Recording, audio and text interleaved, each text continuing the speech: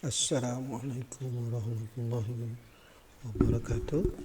Untuk melanjutkan pertemuan sebelumnya, hari ini saya ingin menjelaskan ya organisasi Departemen Perawatan, di mana suatu industri semakin besar semakin butuh suatu organisasi perawatan yang disusun selaras dengan tingkat dari faktor-faktor yang ada di dalam pengembangan industri. Ya, sebuah organisasi pekerjaan perawatan itu pasti ada satu faktor yang berupa faktor teknis, geografis, situasi pegawai atau pekerja personal yang mendukung, kemudian faktor-faktor yang mempengaruhi pembentukan departemen perawatan itu sendiri. Jadi semakin besar, semakin meluasnya suatu industri, maka diperlukan organisasi departemen perawatan secara tersendiri, yaitu nanti akan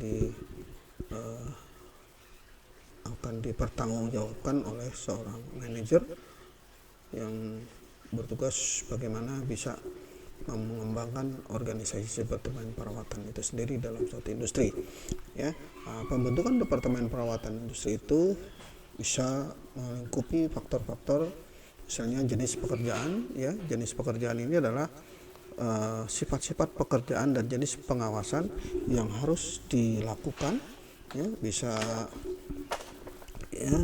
berupa di situ bisa berupa seperti apa sifat-sifat bagian sivil, kemudian kelistrikan, atau juga bisa berupa permesinan, bagaimana mesin-mesinnya, jenis-jenis pekerjaan itu diatur sedemikian rupa, ya, menurut sifat-sifatnya, tidak tergabung menjadi satu.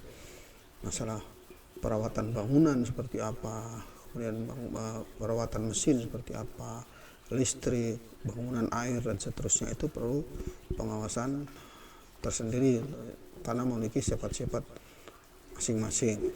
Kemudian kesinambungan pekerjaan ini adalah pengaturan pekerjaan yang mempengaruhi jumlah tenaga kerja yang melakukan perawatan dari sistem di dalam industri dan susunan organisasi perusahaan. Ini menyangkut masalah pengaturan waktu pekerjaan. Ya, kesinambungan pekerjaan itu ada yang pekerjaan yang memang dilakukannya pada hari-hari tertentu, pada jam-jam tertentu, misalnya harus menentukan pekerjaan yang bersifat administrasi, yaitu bekerjanya mungkin dari jam 9, jam 8 atau sampai jam 5 gitu ya. Kemudian kalau untuk masalah teknis, permesinan atau perawatan, ini biasanya diatur berdasarkan shift, ya. Shift 1, shift 2, shift 3, ya. Shift 1 dari jam berapa sampai jam berapa, shift 2 dari jam berapa sampai jam berapa, dan shift ketiga dari jam berapa dan sampai jam berapa, sampai juga diperhitungkan masalah bagaimana kesinambungan pekerjaan itu sendiri bisa dilakukan pekerjaan yang sifatnya lembur, suatu saat juga akan mendapatkan sebuah bonus seterusnya gitu ya. Nah, itu diatur ke kesinambungan pekerjaannya. Kemudian situasi geografis ini adalah lokasi pabrik yang terpusat ataupun jenis-jenis yang berbeda yang dibandingkan dengan lokasi pabrik yang terpisah. Jadi situasi geografis ini ditentukan misalnya untuk membuat industri baja itu pusatnya adalah untuk pabrikasinya itu di Cilegon misalnya, ya, itu terpusat di sana. Tapi untuk bagian-bagian lain tidak memungkinkan juga bisa membuat suatu proses desentralisasi atau perusahaan-perusahaan kecil di bawahnya, ya, di bawah perusahaan baja itu sendiri. Kemudian juga untuk yang terlihat di sini untuk situasi geografis, misalnya untuk pabrik-pabrik semen, ya, pabrik-pabrik semen itu hanya di daerah di daerah-daerah tertentu ada terpusat ya, sentralisasi, misalnya pabrik semen Cibinong ya adanya di Cibinong. Kemudian dia juga punya pabrik-pabrik kecil yang sifatnya desentralisasi.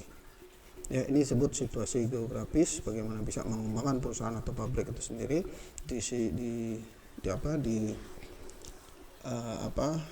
dilihat dari situasi geografisnya.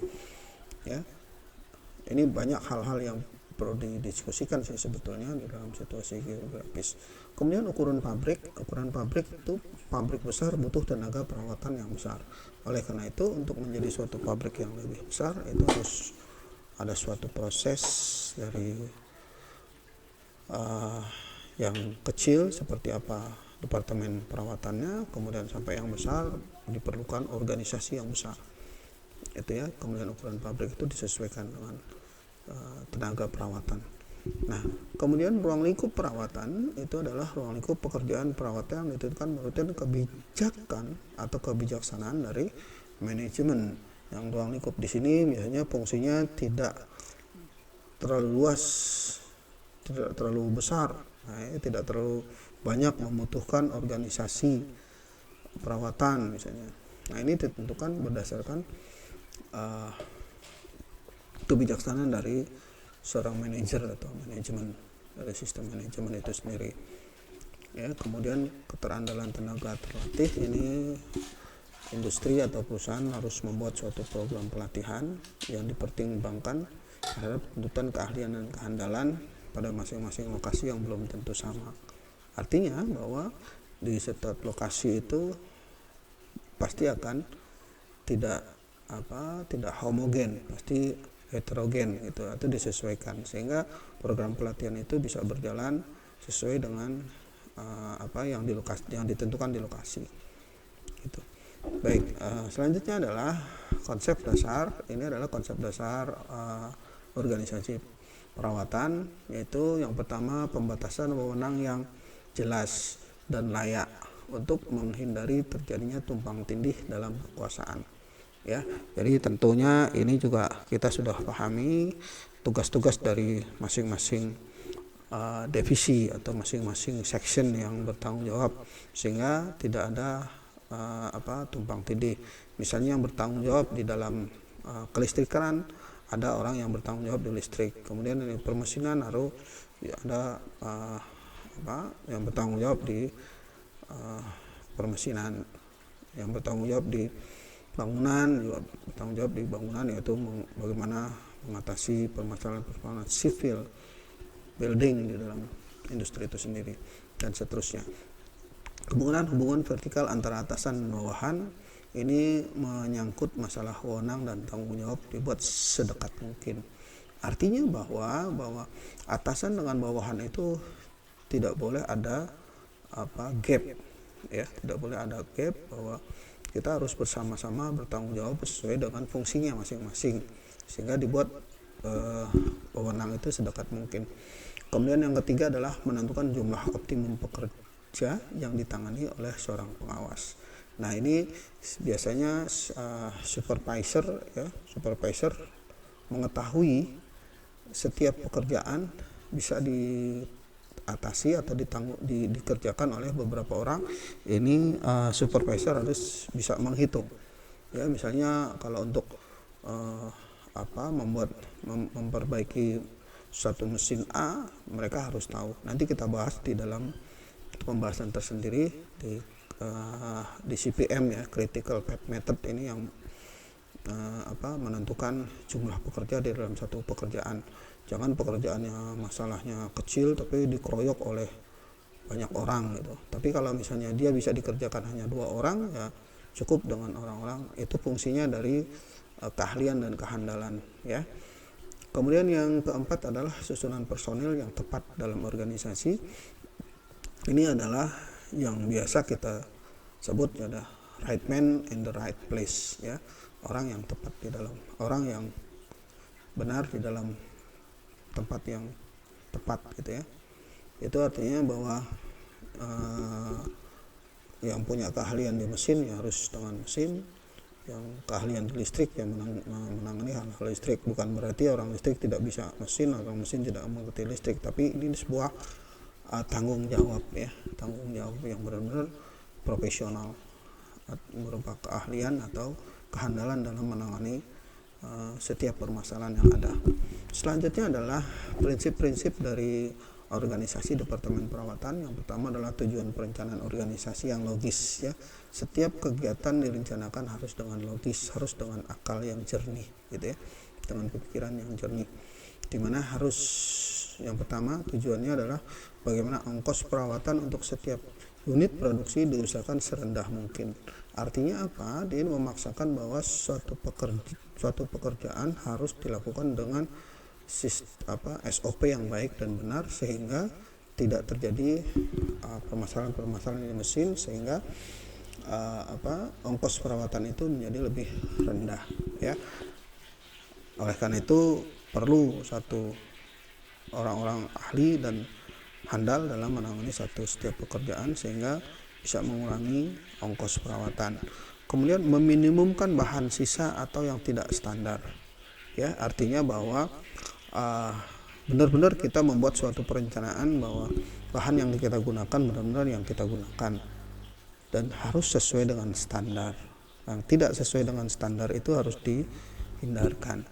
Kemudian yang ketiga, meminimumkan kerusakan peralatan yang kritis. Artinya bahwa peralatan-peralatan yang memang harus setiap hari dilakukan perawatan, seperti perawatan nanti kita lihat ada perawatan rutin. Kalau rutinitas kita melakukan perawatan, misalnya mengganti oli pada waktunya, kemudian menambahkan pelumas pada waktunya yang tepat, dan itu ini adalah kerusakan peralatan yang kritis. Kalau misalnya kita memang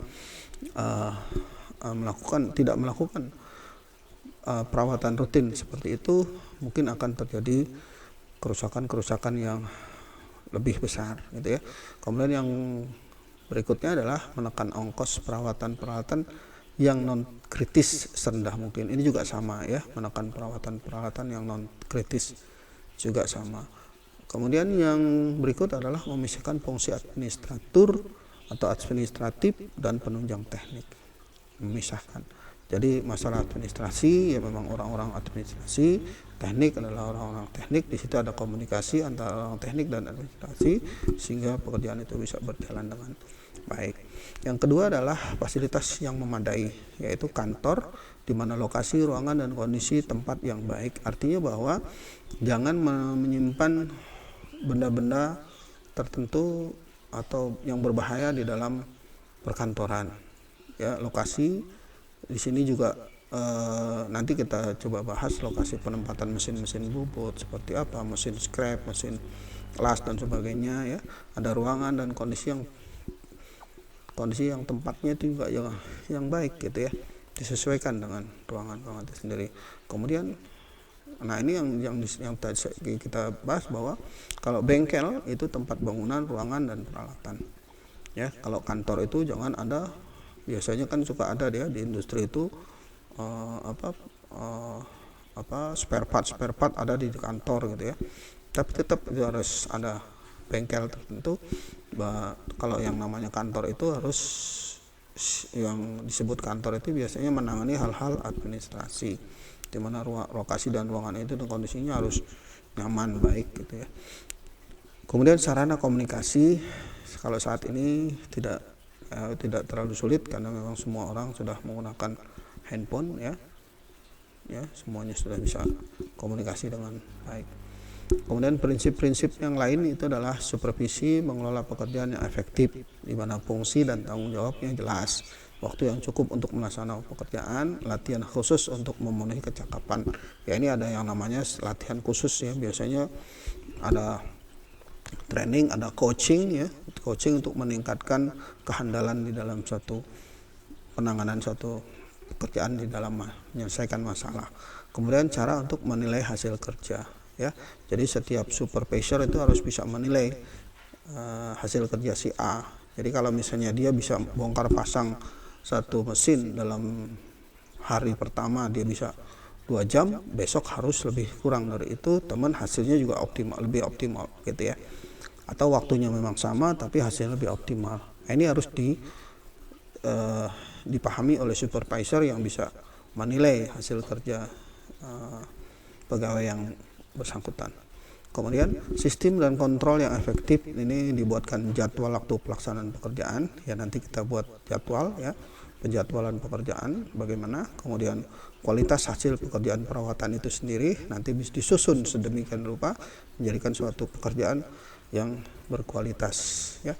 Kemudian berikut adalah ketelitian pekerjaan perawatan. Ini supaya tidak terjadi over maintenance ya. Ini juga ketelitian pekerjaan perawatan yang harus dilakukan, karena kalau misalnya kita tidak melakukan ketelitian dalam pekerjaan itu akan terjadi perawatan-perawatan yang berlebih gitu ya. Bagaimana kita bisa mengurangi, jangan sampai perawatan harusnya bisa perawatan kecil dilakukan perawatan besar atau menjadikan overhaul misalnya seperti itu ya. Kemudian penampilan kerja tenaga perawatan ya, penampilannya harus disesuaikan. Kalau misalnya memang kita di bengkel ya pakai baju bengkel gitu ya, tapi kalau pas kita waktu butuh dengan orang-orang administrasi seperti apa. Kemudian biaya perawatan ini harus dihitung sesuai dengan di atas tadi, yaitu agar tidak terjadi over maintenance dan setiap bulannya terus dikoreksi dan diperbaiki. Nah, ini contoh di dalam satu organisasi departemen industri ya. Yang pertama adalah paling atas itu adalah bertanggung jawab sebagai manajer pabrik, di bawahnya adalah kepala departemen perawatan, di bawah departemen kepala perawatan itu ada mesin mekanik, listrik, dan sipil. Nah, di dalam mekanik salah satu contohnya ada dibagi lagi beberapa seksi, yaitu pengawasan perawatan pabrik, pengawasan bengkel, kemudian pengawasan pembangkit tenaga mekanik. Beda dengan yang pengawas pembangkit tenaga listrik, itu dibedakan gitu ya. Kelihatan di situ ada perbedaan. Nah, perawatan listrik itu juga bertanggung jawab untuk pengawasan telepon dan pengawasan peralatan listrik itu sendiri. Nah, perawatan sipil ini menyangkut masalah pengawasan peralatan yang ada di gedung, kemudian pengawasan perawatan di jalan, ya jalan-jalan, kemudian pengawasan perawatan saluran air dan sanitasi. Ini mencakup semuanya di perawatan sipil. Oke, itu saja yang bisa saya sampaikan untuk hari ini. Demikian, billahi taufik wal hidayah. Wassalamualaikum warahmatullahi wabarakatuh.